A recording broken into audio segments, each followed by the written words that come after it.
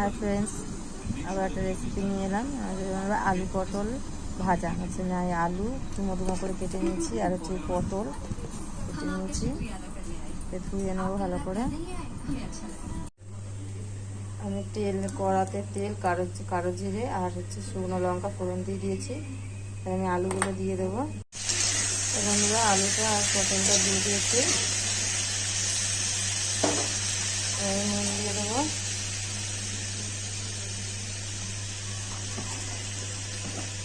হলুদ দিয়ে দেবো,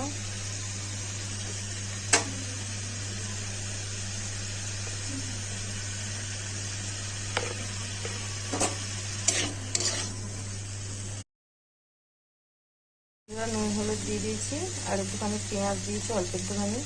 পেঁয়াজটা চাইলে দিতেও পারেন, নাও দিতে পারেন। এবার এটাকে চাপা দিয়ে দেবো। এবার একটু লঙ্কা গুঁড়ো দিলাম, একটু লাল লাল হবে, ভালো লাগবে ভাজা।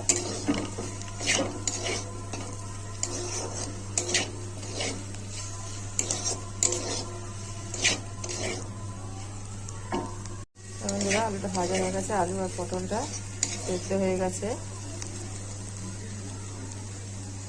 দেখুন, রুটি দিয়ে, পরোটা দিয়ে, ভাত দিয়ে, সব দিয়ে ভালো লাগে খেতে।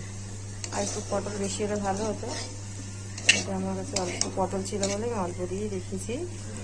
আমরা একটু আলু বেশি খাই, তাই জন্য আলু বেশি দেয়।